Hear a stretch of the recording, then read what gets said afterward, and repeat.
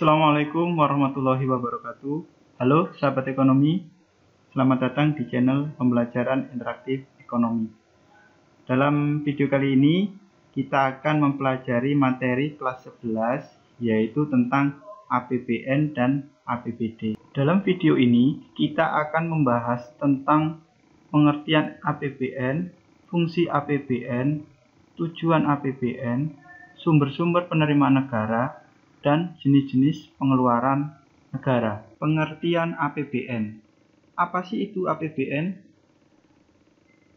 Dalam Undang-Undang Nomor 17 Tahun 2003 tentang Keuangan Negara, yang dimaksud dengan APBN adalah rencana keuangan tahunan pemerintahan negara yang disetujui oleh DPR, yang terdiri atas anggaran pendapatan, anggaran belanja, dan pembiayaan. APBN juga bisa diartikan yaitu rencana keuangan tahunan pemerintahan negara Indonesia yang disetujui oleh Dewan Perwakilan Rakyat, yang berisi daftar sistematis dan terperinci yang membuat rencana penerimaan dan pengeluaran negara selama 1 tahun anggaran. Jadi kalau kita bicara tentang APBN, itu adalah kata kuncinya yaitu adalah penerimaan dan pengeluaran negara. Pembahasan berikutnya yaitu tentang fungsi APBN. Jadi fungsi APBN itu ada 3. Yang pertama ada fungsi alokasi, fungsi distribusi, dan yang ketiga fungsi stabilisasi. Fungsi alokasi, pemerintah membagi pendapatan yang diterima ke pos-pos pengeluaran yang telah ditetapkan dalam APBN. Jadi dari pendapatan yang sudah diterima negara itu nanti akan disalurkan ke pos-pos yang telah ditetapkan. Apakah besarannya sama setiap posnya? Tentunya tidak. Disesuaikan dengan arah kebijakan pemerintah. Sebagai contoh, apabila saat ini pemerintah menganggap faktor manusia dianggap sebagai sumber daya yang strategis, maka alokasi anggaran untuk sumber daya manusia melalui pendidikan diperbanyak, yaitu sebesar 20%. Yang kedua, fungsi distribusi. Dalam menjalankan fungsi distribusinya ini, pemerintah mengatur keseimbangan anggaran pendapatan antar wilayah dan antar kelompok agar dapat menghasilkan keadilan. Contoh, mereka yang kaya dan memiliki potensi ekonomi yang tinggi diwajibkan untuk membayar pajak lebih banyak daripada yang berkecukupan. Untuk mereka yang miskin tidak perlu membayar pajak, bahkan diberi uang oleh negara dalam bentuk BLT atau BKH. Atau dalam bisa bentuk untuk bantuan masyarakat miskin, subsidi listrik, atau harga BBM murah. Dan bagi mahasiswa yang tidak mampu diberikan beasiswa bidik misi. Yang ketiga, fungsi stabilisasi.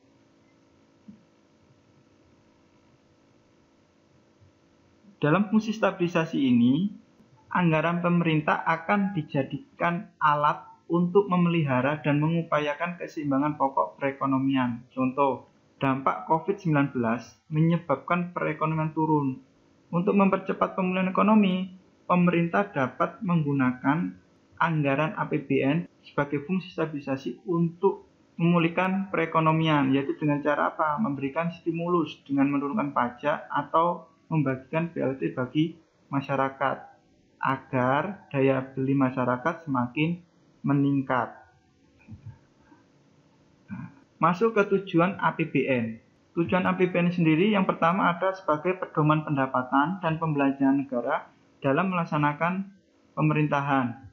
Kedua, pemerintah memiliki gambaran jelas tentang pendapatan dan pengeluaran selama 1 tahun. APBN dapat menghindari kesalahan, pemborosan, penyelewengan yang merugikan dalam pemerintahan. Tujuan APBN yang paling penting yaitu adalah meningkatkan pertumbuhan ekonomi, karena dengan pertumbuhan ekonomi yang meningkat bisa mengurangi kesenjangan sosial karena kemiskinan juga akan berkurang sehingga dapat tercapai masyarakat yang adil dan makmur. Itu adalah tujuan dari APBN. Pembahasan berikutnya yaitu tentang sumber-sumber penerimaan negara. Untuk sumber penerimaan negara itu dibagi menjadi dua. Yang pertama ada penerimaan dalam negeri, yang kedua ada hibah. Untuk penerimaan dalam negeri itu sumbernya berasal dari penerimaan pajak dan penerimaan negara bukan pajak atau biasa disingkat PNBP. Untuk penerimaan pajak itu sumbernya dari berbagai macam pungutan pajak. Yang pertama ada pajak pertambahan nilai atau PPN, yaitu pajak yang dikenakan ketika terjadi transaksi jual beli barang konsumsi. Contohnya misalkan kalau kita berbelanja di mall atau supermarket, itu ketika kita membayar, itu biasanya harganya akan lebih tinggi daripada harga yang tertera di rak barang. Kenapa kok bisa ada selisih? Itu karena barang kita terkena pajak pertambahan nilai. Yang kedua ada pajak bumi dan bangunan, yaitu pajak yang dipungut atas tanah dan bangunan. Jadi setiap warga masyarakat Indonesia yang mempunyai tanah dan bangunan itu wajib setiap tahunnya membayar pajak bumi dan bangunan. Yang ketiga pajak penghasilan atau PPh, yaitu pajak yang dibebankan pada penghasilan baik perorangan maupun perusahaan. Jadi ketika ada orang yang sudah bekerja dan memperoleh penghasilan, ketika penghasilannya itu sudah melebihi ketentuan perpajakan, otomatis dia wajib membayar pajak. Yang keempat ada bea perolehan hak atas tanah dan bangunan atau BPHTB, yaitu pajak yang dikenakan ketika terjadi jual beli atas tanah dan bangunan. Jadi ketika kita membeli tanah atau membeli bangunan, itu pasti nanti akan kena pajak bea perolehan hak atas tanah dan bangunan. Biasanya yang membayar BPHTB ini adalah pembelinya.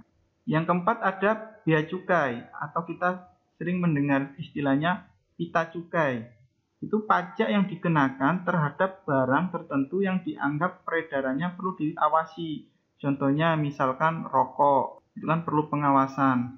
Terus ada lagi minuman beralkohol, itu juga kena bea cukai. Yang keenam, sumber penerimaan pajak berasal dari perdagangan internasional, yaitu ekspor impor. Ketika perdagangan itu ekspor impor, otomatis itu akan dikenakan pajak. Jadi ini adalah sumber-sumber penerimaan negara yang berasal dari pungutan pajak.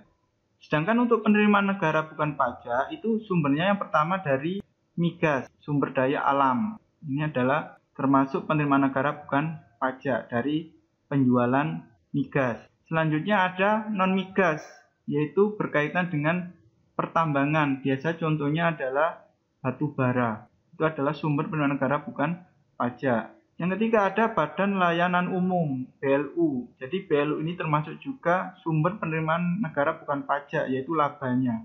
Yaitu bisa rumah sakit atau universitas. Yang keempat, sumber penerimaan negara bukan pajak yaitu adalah laba BUMN. Jadi BUMN yang terdiri dari banyak perusahaan ini itu adalah salah satu sumber penerimaan negara bukan pajak. Jadi ini adalah sumber-sumber penerimaan negara yang berasal dari bukan pajak. Selain penerimaan dalam negeri, sumber penerimaan negara yaitu berasal dari hibah. Apa itu hibah? Hibah merupakan semua penerimaan negara yang berasal dari sumbangan swasta dalam negeri serta sumbangan swasta luar negeri baik berupa uang, barang, dan jasa. Jadi hibah ini juga bisa menjadi sumber penerimaan negara. Setelah kita membahas sumber-sumber penerimaan negara, kita akan membahas jenis-jenis pengeluarannya. Pengeluaran negara sendiri itu nanti dibagi menjadi dua. Ada belanja pemerintah pusat dan belanja pemerintah daerah. Untuk belanja pemerintah pusat, itu nanti dibagi menjadi dua. Yang pertama ada pengeluaran rutin. Apa itu pengeluaran rutin? Pengeluaran untuk kegiatan-kegiatan rutin yang sifatnya permanen dan terus-menerus. Contohnya apa? Contohnya gaji PNS, belanja barang untuk kebutuhan penyelenggaraan negara. Ada lagi contohnya subsidi. Subsidi juga termasuk pengeluaran rutin. Ada juga untuk cicilan hutang. Ini adalah contoh-contoh pengeluaran rutin pemerintah pusat. Yang kedua adalah pengeluaran pembangunan. Pengeluaran pembangunan yaitu adalah pengeluaran yang sifatnya tidak rutin setiap tahun tetapi bersifat temporer. Contohnya apa? Contohnya proyek jalan tol atau pembiayaan rupiah. Jadi ini adalah jenis-jenis pengeluaran belanja pemerintah pusat. Selanjutnya yaitu adalah belanja pemerintah daerah. Untuk belanja pemerintah daerah yang pertama itu ada dana perimbangan. Dana perimbangan adalah semua pengeluaran negara yang dialokasikan kepada daerah untuk membiayai kebutuhan daerah dalam rangka pelaksanaan desentralisasi. Untuk dana perimbangan sendiri itu terdiri dari yang pertama ada dana perimbangan, yaitu adalah bagi hasil antara pemerintah pusat dan daerah atas penerimaan pajak bumi dan bangunan. Yang kedua, ada dana alokasi umum atau DAU, yaitu bantuan umum yang digunakan sesuai dengan prioritas pembangunan daerah dalam batas arahan pemerintah pusat.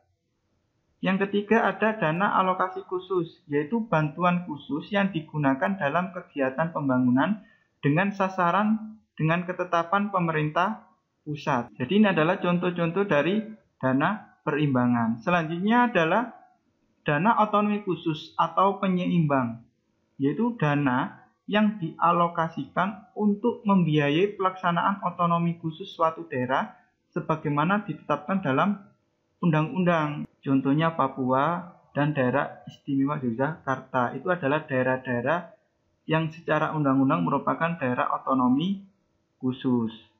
Demikianlah pembahasan video kita pada pertemuan kali ini. Jika suka dengan videonya, jangan lupa di like.